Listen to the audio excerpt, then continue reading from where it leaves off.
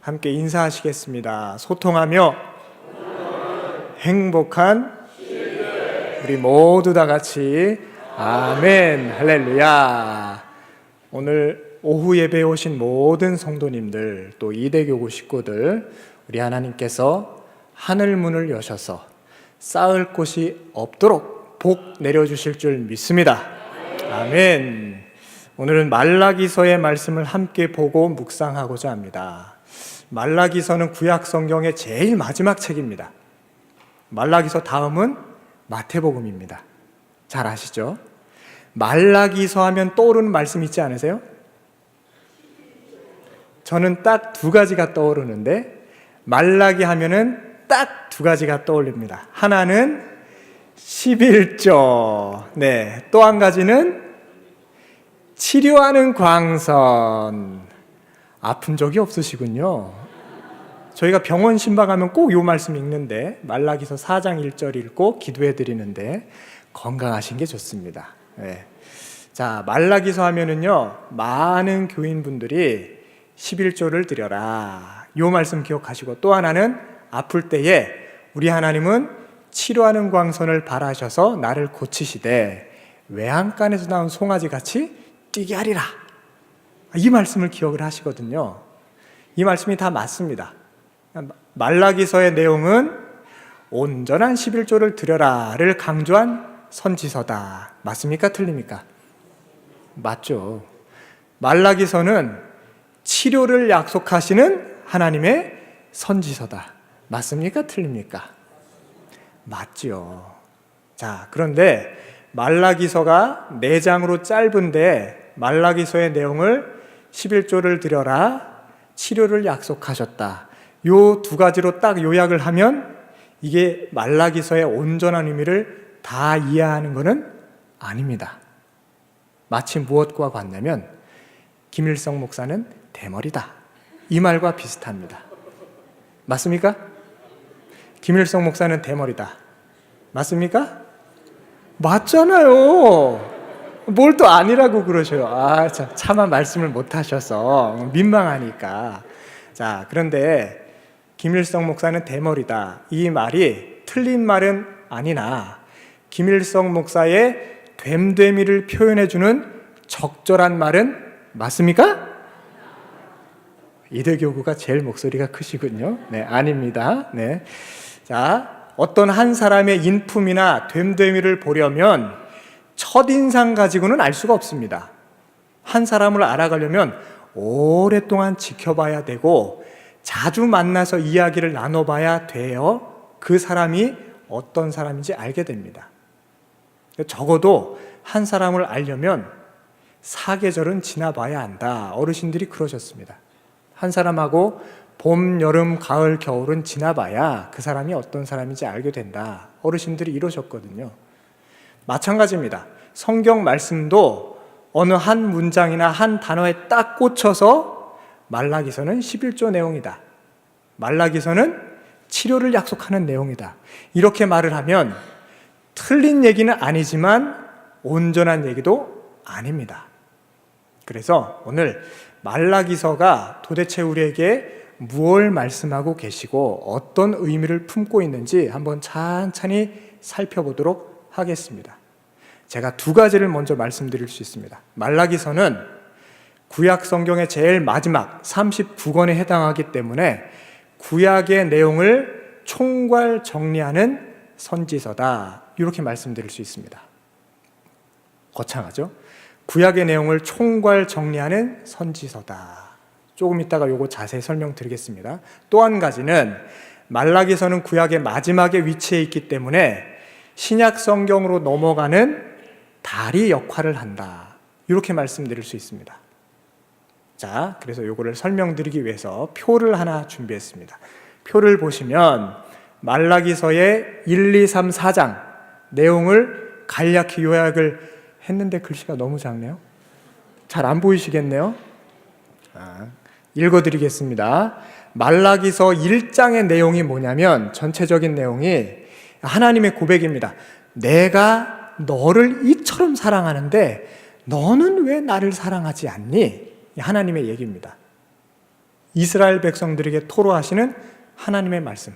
나는 이스라엘 백성들을 이렇게 사랑해서 지금까지 은혜로 인도해 왔는데 왜 너희들은 나와의 언약을 자꾸 깨뜨리냐? 이런 내용이 1장에 나옵니다. 2장으로 넘어가면 하나님께서 그게 어디서부터 시작됐나? 이 잘못이, 이 어그러진 관계가 어디서부터 비롯됐나? 제사장들을 딱 지목해서 하나님이 말씀하십니다. 제사장들의 잘못이 가장 크다. 이렇게 이야기를 하십니다. 제사장들은 종교 지도자죠. 오늘말로 말하자면 목회자들입니다. 목회자들이 공평과 정의를 선포하고 하나님의 말씀을 온전히 전해야 함에도 불구하고 구약시대 후반부로 넘어오면서 제사장들이 이익을 탐하고 하나님이라는 이름을 두고 사실은 우상을 섬기기 시작을 하면서 이스라엘이 무너지기 시작을 합니다. 그 이야기를 2장에서 꼬집고 계세요. 3장의 내용은 무엇이냐면 그렇기 때문에 이스라엘이 이토록 타락하고 무너져 갔기 때문에 하나님께서 내가 새로이 사자를 보내겠다. 이런 약속의 말씀하십니다.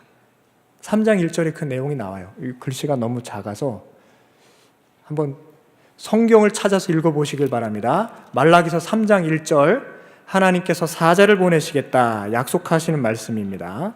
말라기서 3장 1절의 말씀 다 같이 한 목소리로 합독하시겠습니다. 시작.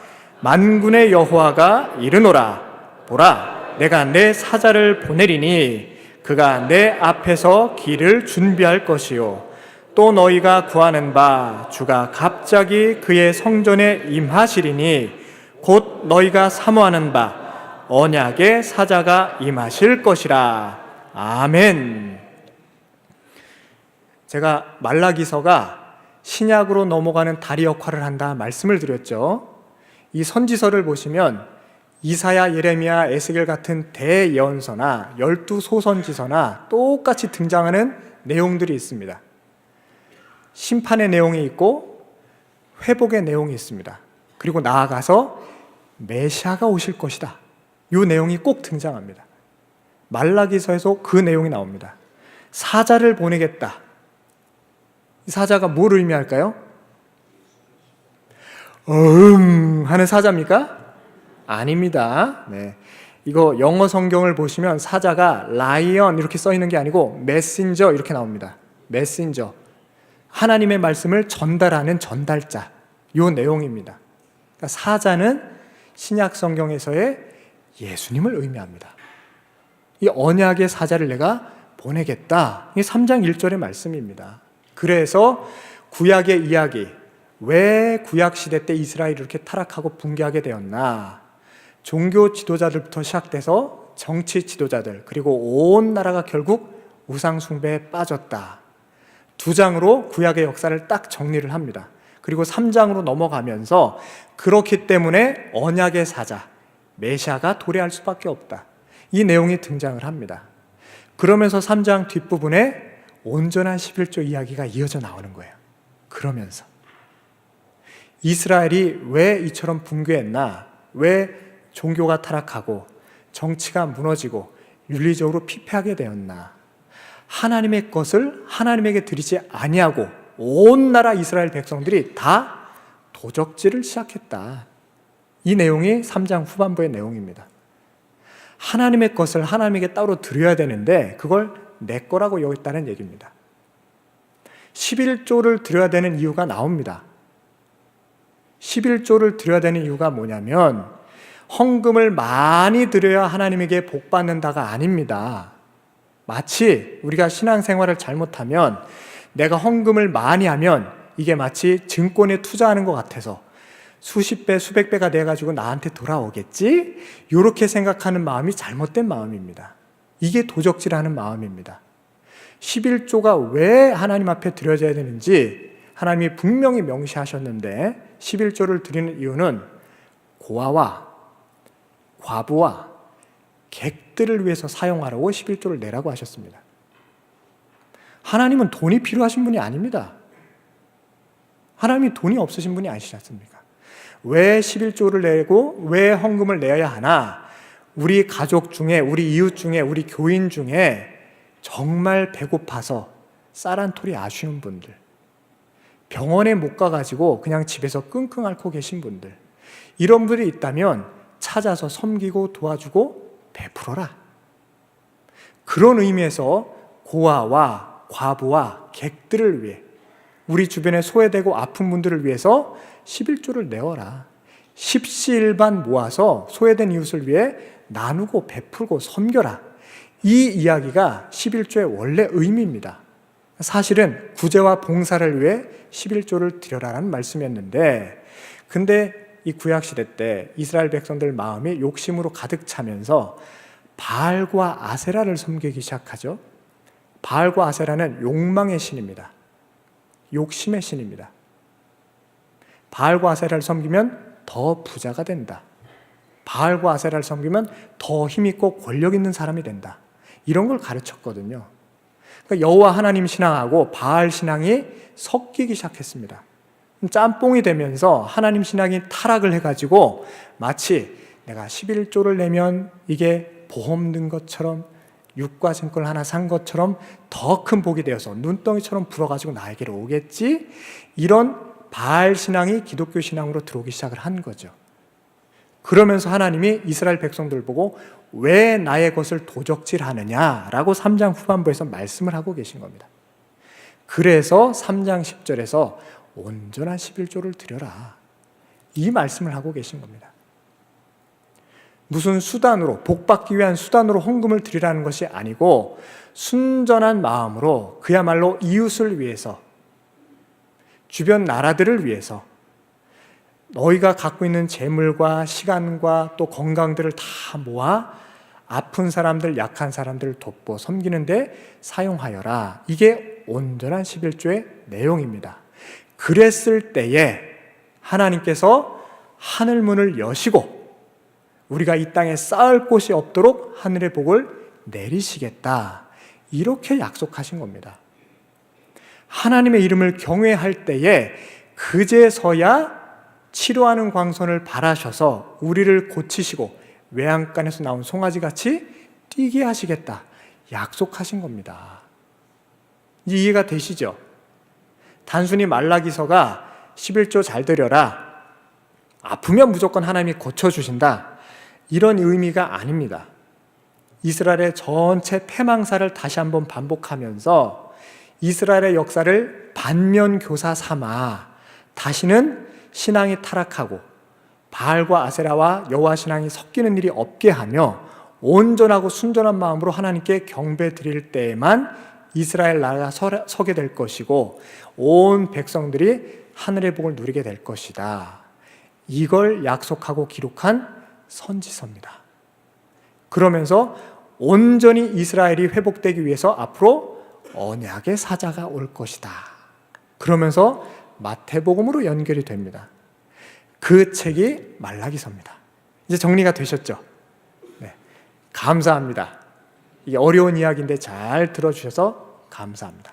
자, 제가 일전에도 출애굽기 이야기하면서 말씀을 드렸는데 이제 선지서가 요번 주간까지 하고 다 끝납니다. 이제 스가랴, 말라기까지 보고 이제 말씀과 함께 봄으로 넘어가면 마태복음을 시작으로 복음서를 저희가 읽게 됩니다. 한 번 더 제가 강조해서 말씀을 드리고자 합니다. 이스라엘 패망사를 말씀드리고자 해요.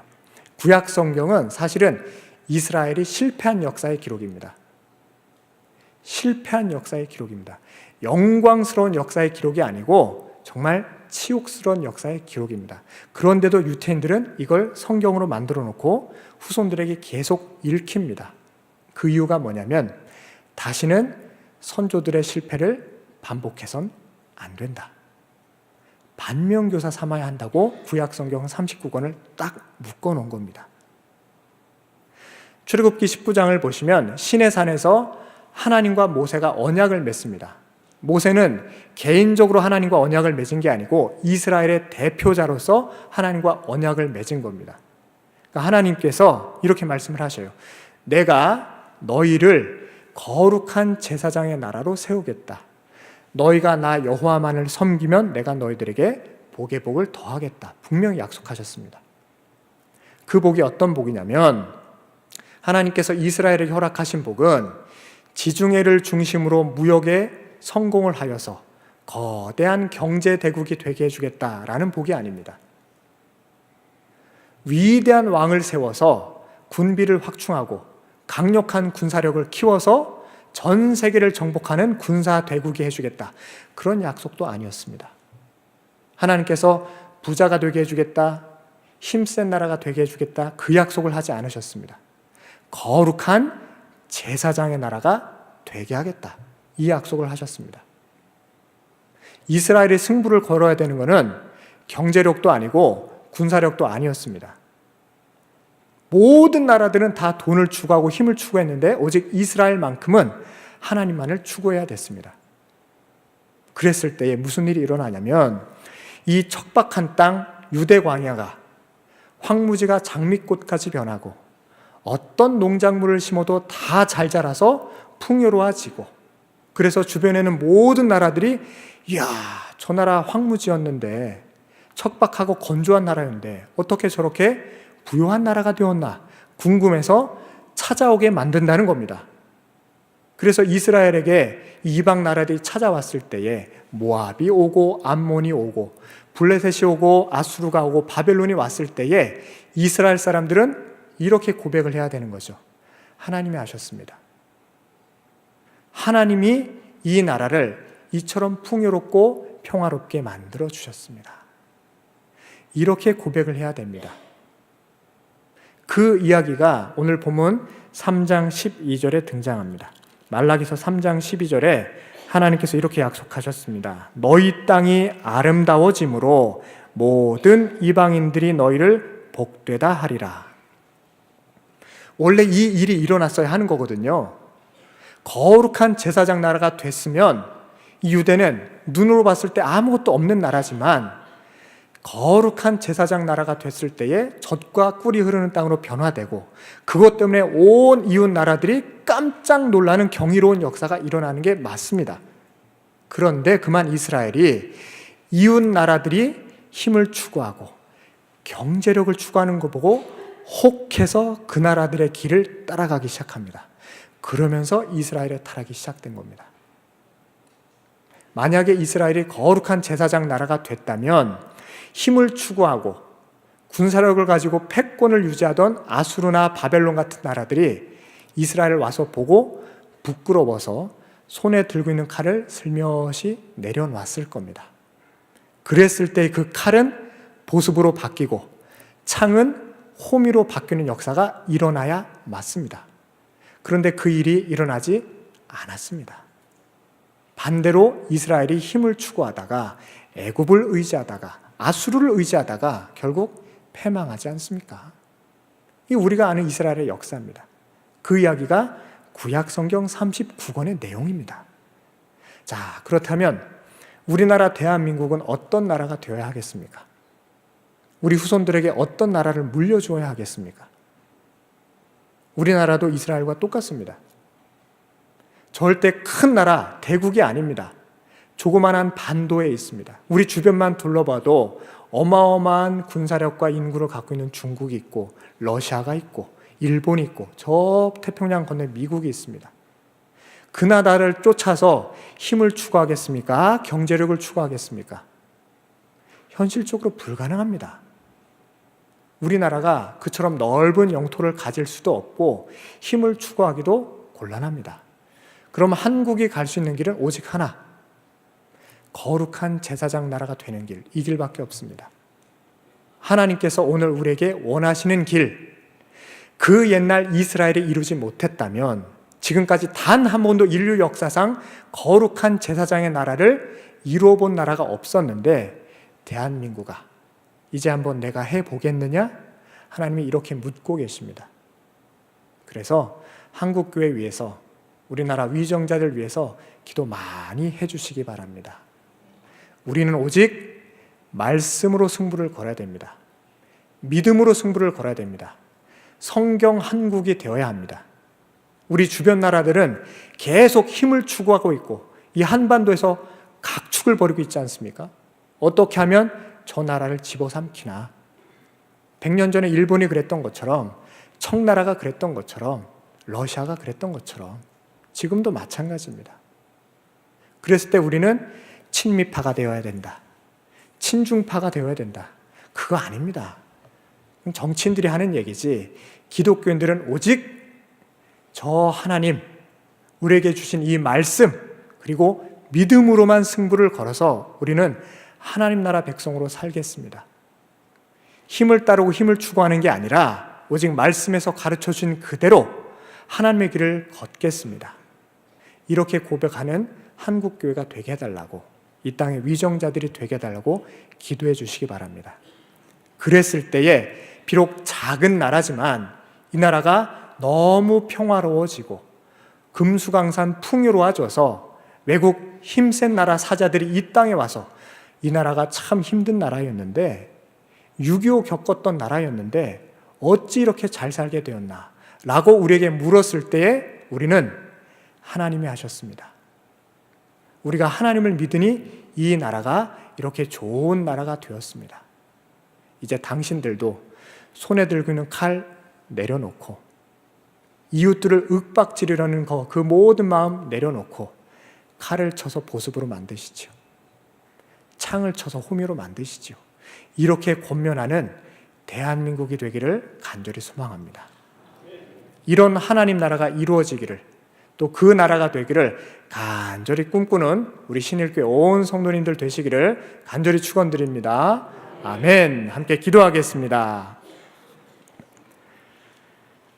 차가운 북풍의 기운을 따사로운 봄바람으로 밀어올리시는 하나님, 봄이 오는 이 좋은 날에 우리 신일의 성도들이 다 같이 모여 이대교구 주간 예배를 드리게 하심 감사드립니다. 환절기에 감기 몸살 걸리지 않도록 우리 온 성도들을 공의로운 햇살로 보호하여 주옵소서. 오늘 주신 말씀을 기억합니다. 낮에 들은 대로 무너진 성전을 부지런히 수축하여 하나님을 기쁘시게 하는 신일의 성도들 다 되게 하여 주옵소서.